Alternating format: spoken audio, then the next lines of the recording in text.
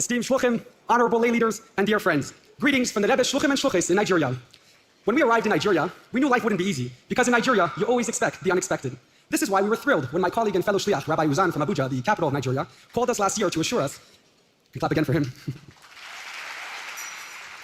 called us last year to assure us that we wouldn't need to worry about our Pesach provisions this year. The ship carrying our Pesach food was scheduled to arrive before Purim, an unusual event in Nigeria where ships often arrive late.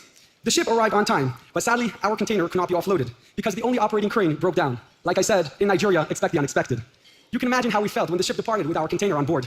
It didn't help when they assured us that they would return in 6 weeks after Pesach.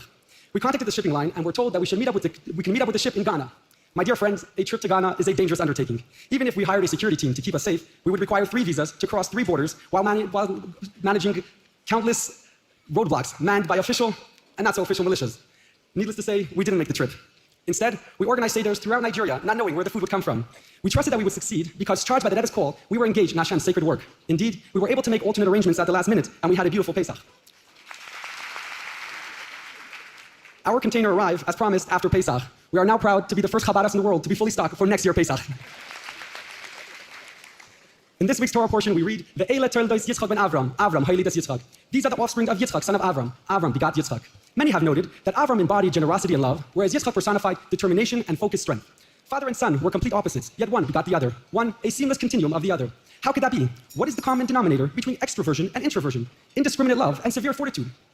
The Rebbe asked this question 58 years ago and offered a remarkable insight that is brought to life through the work of his shluchim. Life is filled with obstacles. Every good achievement is preceded by challenges.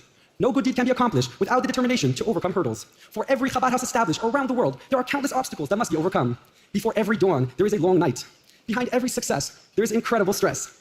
Today, you see the beaming faces and smiling visages of the shluchim.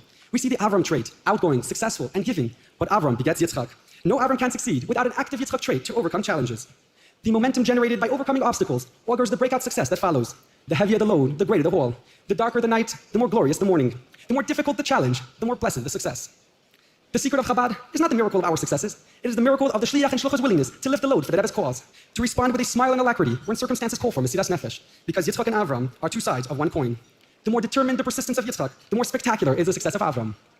Pesach in Nigeria was incredibly sweet because it was fabulously stressful, as is Rosh Hashanah, Yom Kippur, Sukkot, Chanukah, your average Shabbos, and our every Torah class. The willingness of the shluchim and shluchos to plow ahead brings forth the Rebbe's blessing for success. In Nigeria, I regularly witness light emerging from darkness, and this gives me a foretaste of Mashiach. We have suffered a long and dark exile, but when Mashiach comes, we will behold a light so brilliant that the very darkness of the galus will be illuminated. May he come speedily in our days. Amen. I think the thing that, on a personal level, that I recall that really was a central theme in my life growing up was the Rebbe's message to me as a teenager. I'm 16, 17, 18 years old.